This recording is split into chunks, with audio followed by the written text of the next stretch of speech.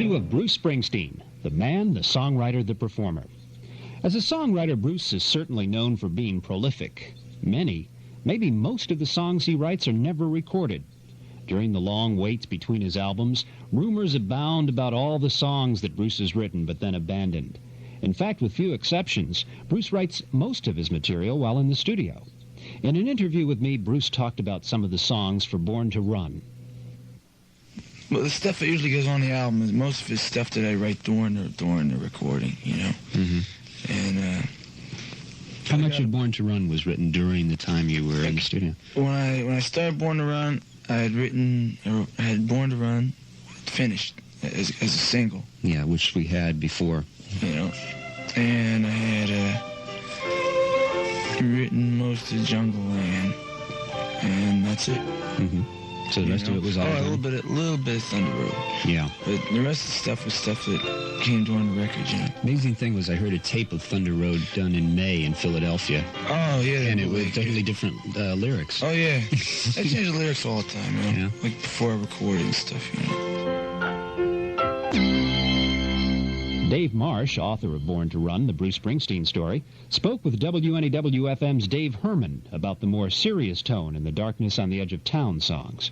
The Darkness album, when you say you think that that's probably more of Bruce in those songs and in that album than any others, was received interestingly by some critics when the album first came out. It was really, I found it really interesting, in that some people saw it as very depressing and a very hopeless work, when to me every line and every song in the album seemed to be a triumph over things that block you from reaching places, triumph over adversity. Well, I guess the difference is the way that some people look about life. You know, it's exactly the difference between when one guy looks at life and what he sees is misery, and the other guy looks at his life and what he sees is like a chance to break out of the misery. Mm-hmm. It's the same misery, you know, and when people pick up on that in Darkness, they weren't wrong, it's there. But I think, you know, I'm with you, and I know Bruce feels that way, that he said to me one time, you know, I told him in the first lines of Badlands, you know, all that stuff about love and hope and faith, and he sort of looked at me and said, you know, what do they think I didn't mean that? Suggested about Bruce's relationship with his father, who many say appears in some of his songs. Well, here are two different views. First, Bruce. Yeah, my father and me, we used to never get along, so my mother decided that they warn you. Mm-hmm. And she decided that when we come out here, that me and him should take a trip down to Tijuana. So we got in the car and we drove, like, I don't know how, you know, we drove down to Tijuana. And we get into Tijuana, and my father is like, I love him.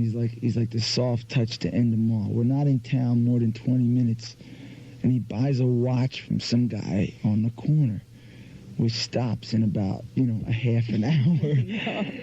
And then this guy comes up to us, and he says, "Hey, do you guys want to get your picture taken on a zebra?" So we said, well, if you got a zebra around the corner, one thing is, we definitely want to get our pictures taken on it. You know? So he took us around the corner, and it was this donkey painted with stripes. It had like black stripes on it. I think my father wore a hat that said Cisco, and I wore a hat that said Poncho. And like, unfortunately, there's photographic evidence to prove this ridiculous story.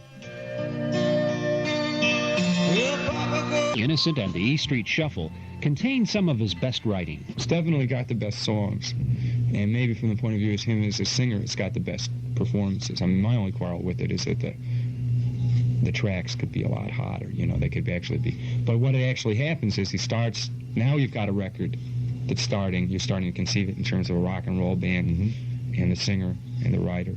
You're also getting Bruce to the point where he's starting to write less on themes and more, he gets characters involved, you get the scenes, you get, and through those you get to the themes. But it's always through character, and it's through narrative, through storyline. And you also get songs that hang together.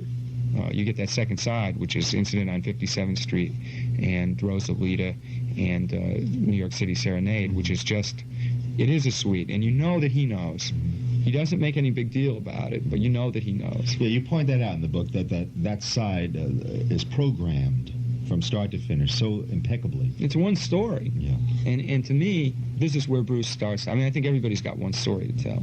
You know, novelists keep writing the same book. Singers keep singing the same song in a funny kind of way. And I think that's good. And I think Bruce starts to find out what his story is on that record.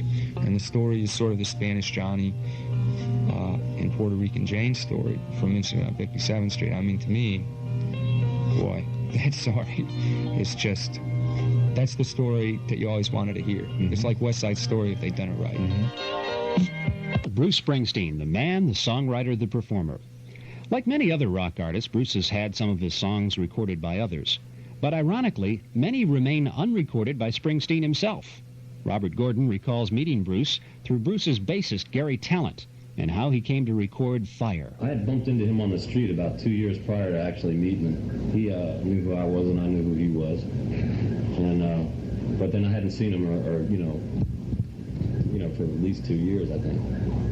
And then met him through Gary. And that's really how it happened. At that point, he played Fire for me. There are different stories about the song, whether he wrote it for me or whether he had it in a, you know, and was planning on recording himself or whatever. I think he had me in mind when he wrote it, to tell you the truth. It is a great song. I don't know. I mean, I knew as soon as I heard it that it would be right for me. Yeah, he was there. He was playing piano on the record. See, listen close. I'm driving in. Here's Warren Zevon talking about his collaboration with Springsteen on the song Jeannie Needs a Shooter. I heard the title. I heard it from John Landau, that was explaining to me that during the time that Bruce couldn't record, that the most unfortunate part of it was not anything to do with money, which had no interest for Springsteen at all, but the fact that he's prolific, will write so much that by the time he would be able to record, he'd be tired of a whole body of terrific songs, and John rattled off a bunch of titles, including that one. And I stopped him because those words had just some kind of magic resonance to me. And I said, what is this, Gene? He's shooting. Wait a minute. He just said, another of Bruce's songs, and he went on with the rap. And so I kept asking Bruce, and this just amused Bruce, so he kept timing me and teasing me. He said, Gene needs a shooter. Gene needs a shooter. It's just, I don't know. Gene needs a shooter. I don't know. Some tune. And I kept asking him this for years. And he finally said, you like this title, don't you? I said, yes, boss. It's getting through. He said, well, you write it then. So I wrote the first verse and the music. And then I played it for Bruce, and he finished the lyric. For the most part. It's performed in concert. It's been recorded by Greg Kihn.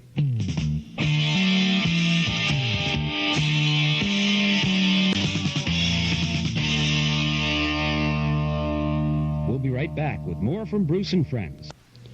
Welcome back to Bruce Springsteen, the man, the songwriter, the performer. 1981 saw the return of one of Bruce's early favorites, Gary U.S. Bonds. Gary spoke to us about the making of the title tune of his album, Dedication. Well, Dedication, I think, was he wrote for himself. And then after he went in and to do the demo on it to see how he would sound, he realized that it was for me. From what he said, he says, I got this song here, and I can't do it because this is you. But the rest of them, I know they were written for me because they wrote them right there in the studio at the time. So. yeah, the whole thing. I was a really happy session, you know. Everybody there got into it. Just people that were at the studio would stop and come here. You guys are having a ball there. What are you doing? You know? They thought we were just sitting there getting stoned, but we were in there taking care of business and having fun doing it. And one of the biggest hits a couple of summers ago was this one, recorded by Patti Smith. Take me out, baby. Blinded by the Light appeared on the first Springsteen album, Greetings from Asbury Park. Got a lot of airplay in our area at the time. However, it was Manfred Mann's version that took off and became a major hit.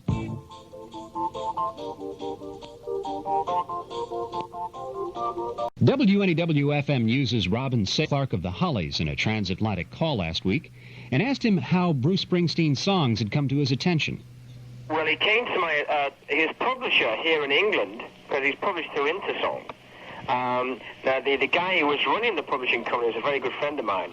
And I think it was when Bruce had 4th of July Asbury Park out. And he had a load of songs by Bruce. And I went to his office one day, and we just sat there all afternoon playing these incredible songs. And I fell in love with his songwriting from that point onwards. The first song that I did cut of Bruce's was If I Was a Priest, which he never did, which is on one of my albums, which is a great track. I can never understand why he didn't record it. Well, I mean, like with the songs that really turned me on, like Blinded by the Light and Born to Run, and If I Were the Priest, I just sort of I recognized myself in it somehow. It's ridiculous, but it was the rock and roll influence. I mean, it was so raw and it's so different that it just switched me on. Does it surprise you that someone from a small town in New Jersey can touch the heart of someone in a town in London? Well, I don't really know very much about the background of Bruce, but I do. But the one thing that I do know is his music turns me on. The WFM listening area is Fever by Southside Johnny and the Asbury Jukes. Here's Johnny. The Fever is a song he had done years before we made our first album, actually before he made his first album. I remember seeing him doing it at the Ledge in Princeton, and it was a great song. I really loved it. But he didn't want to do it, so he offered it to me, which I was very grateful for, because I think it's one of the best songs I've ever done, certainly. It's all right. Calls how he and Ronnie Spector got to do Bruce's song, You Mean So Much to Me. You Mean So Much to Me is a song that he used to do that when Ronnie Spector came walking into the studio one day, we were looking around for material for her to do with me, and he offered that. We rearranged it, and she came in the next day and did it. So it's very, he offers, and you make your decision.